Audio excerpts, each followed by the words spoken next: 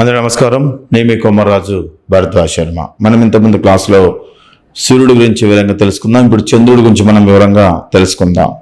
చంద్రుడు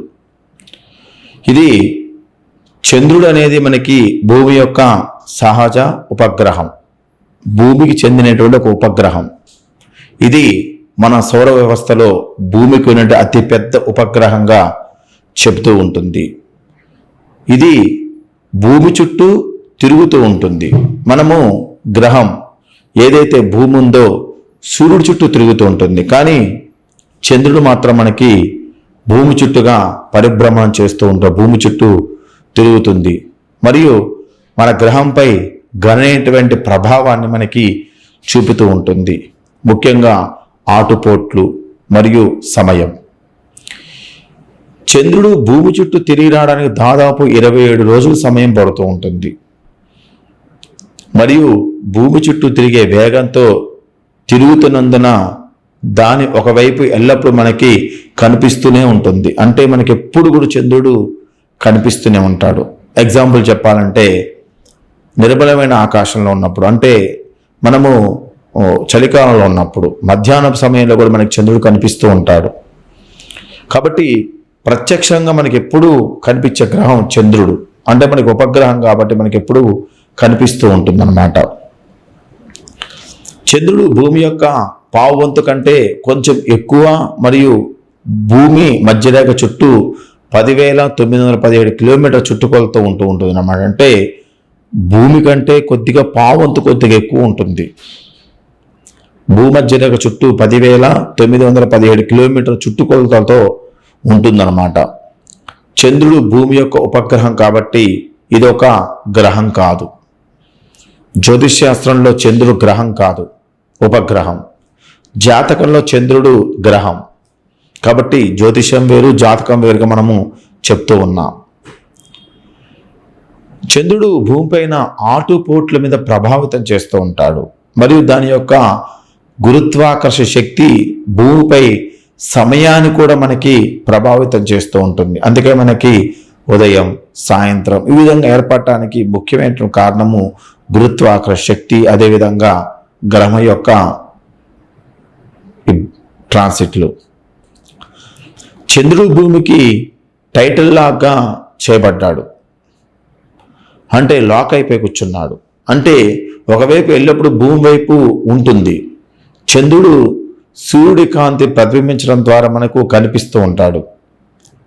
చంద్రుడు సూర్యుడి యొక్క కాంతిని ప్రతిబింబించడం ద్వారా, అంటే సూర్యుడి యొక్క కాంతిని స్వీకరించడం వల్ల మనకి కనిపిస్తున్నాడు. చంద్రుడు మరియు భూమి మధ్య, సూర్యుడి మధ్య ఉంచినప్పుడు మనకి గ్రహణం ఏర్పడుతూ ఉంటుంది. చంద్రుడిని భూమి మరియు సూర్యుడికి మధ్య ఉంచినప్పుడు మనకి గ్రహణం ఏర్పడుతూ ఉంటుంది. చంద్రుడు భూమి యొక్క ద్రవ్యరాశిలో దాదాపు 1.2% మాత్రమే ఉంటాడు. చంద్రుడు సౌర వ్యవస్థలో 5వ అత్యంత భారీ మరియు 5వ అతిపెద్ద ఉపగ్రహం. చంద్రుడు మన సౌర వ్యవస్థలో తెలిసిన అన్ని మరుగుజ్జు గ్రహాల కంటే పెద్దది మరియు భారీది. చంద్రుడు ఒక ఉపగ్రహం. ఇది భూమికి సంబంధించినటువంటి అతిపెద్ద ఉపగ్రహం. చంద్రుడు, భూమి మరియు దియా అనేటువంటి ఖగోళ శాస్త్రజ్ఞుల మధ్య గతానికి జన్మించేటువంటి శకలాల నుంచి ఏర్పడ్డది మనకి చంద్రుడిగా చెప్పబడుతూ ఉంటుంది. ఢీకొనడం వల్ల కానీ దాని ద్వారా ఏర్పడిందని చెప్పి ఖగోళ శాస్త్రజ్ఞులు దాని శకలానికి జన్మించినదిగా చెప్పబడుతూ ఉంటుంది. భూమి మరియు చంద్రుడు 2 విచ్ఛిన్నమైన శకలాలుగా మారడానికి అత్యంత దగ్గరగా రావాలి. భూమి సూర్యుడి చుట్టూ తిరుగుతున్నప్పుడు మధ్యలో చంద్రుడు వస్తే మనకి గ్రహణం ఏర్పడుతుంది. భూమి నుండి సగటు దూరం మనకి చంద్రుడి యొక్క భూమి నుంచి చంద్రుడి యొక్క దూరము 3,84,400 కిలోమీటర్లుగా చెప్పబడుతూ ఉంటుంది. దీని ఉష్ణోగ్రత మనకి చాలా వ్యత్యాసంగా ఉంటుంది. ఎందుకు? చంద్రుడు ఎప్పుడు కూడా మన చల్లగా ఉంటాడు, కానీ తప్పండి. చంద్రుడి యొక్క ఉష్ణోగ్రత మనకి 120 డిగ్రీల సెల్సియస్గా ఉంటుంది, అంటే మరిగే నీరు కంటే ఎక్కువ. అదేవిధంగా -173 డిగ్రీలుగా ఉంటుంది. 0 డిగ్రీస్ వస్తే మంచు గడ్డగా వస్తుంది. మన ఫ్రిడ్జ్లో మనము ఒక నీరు పెడితే అది గడ్డగట్టడానికి 0 డిగ్రీస్ సరిపోతుంది. కానీ -173 డిగ్రీస్లుగా చంద్రుడు మారిపోతున్నాడు. అదేవిధంగా 120 డిగ్రీలుగా మళ్ళీ మారుతూ ఉన్నాడు. అంటే ఎంత ఉష్ణాన్ని ఇస్తున్నాడో అంత శీతలాన్ని ఇస్తున్నాడు. అందుకని దాని యొక్క ప్రభావం మన భూమి మీద పడుతూ ఉంటుంది. కక్ష వేగం మనకి 3683 కిలోమీటర్ల గంటకు తిరుగుతూ ఉంటుంది. అంత స్పీడ్తో తిరుగుతుందండి. గంటకి 3683 కిలోమీటర్ల తిరుగుతుందండి. సెకండ్కి 1 కిలోమీటర్ చొప్పున ప్రయాణం చేస్తూ ఉంటుంది. రోజు పొడవున 27 రోజులు, సంవత్సరం పొడవున 27 రోజులు ఇక తిరుగుతూ ఉంటుందన్నమాట. అంటే అంత స్పీడ్గా మనకి ఆ గ్రహం అనేది తిరగడం జరుగుతూ ఉంటుంది. చంద్రుడు ఎంత చల్లగా ఉంటాడు. దానివల్ల మనకి హిమాలయాల్లో మంచు గడ్డకట్టడం ఇవన్నీ కూడా చంద్రుడి యొక్క ప్రభావంతో ఏర్పడుతూ ఉంటుంది. కాబట్టి చంద్రుడి పైన దాదాపు వాతావరణం అనేది లేదు. అంటే అది వేడిని బంధించదు లేదా ఉపరితలాన్ని ఇన్సులేట్ చేయదు. కాబట్టి అక్కడ మంచు అనేది స్పీడ్గా కరగకపోవడం కారణం అదే అన్నమాట. 173 డిగ్రీల ఎండ వచ్చినప్పుడు, 173 డిగ్రీల చలి ఉన్నప్పుడు 123 డిగ్రీల ఎండ కూడా వస్తూ ఉంది. అంత వేడిని ఉత్పన్నం చేస్తూ ఉంది. కాబట్టి పూర్తి సూర్యరశ్మిలో చంద్రుడిపై ఉష్ణోగ్రత 107 డిగ్రీలకి చేరుకుంటూ ఉంటాయి. అంటే మనము నీరు మరిగే స్థానం కంటే ఎక్కువ. 13.5 రోజులు అధిక ఉష్ణోగ్రతలు ఉంటాయి. తర్వాత 13.5 రోజులు చీకటి ఉంటుంది.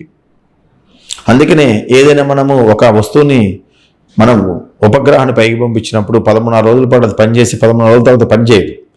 చీకట్లోకి వెళ్ళిపోయినప్పుడు ఇక చాలా -173 డిగ్రీలోకి చలి వెళ్ళిపోతుంది. అంటే పూర్తిగా మనకి మంచుతో కప్పబడిపోతుంది.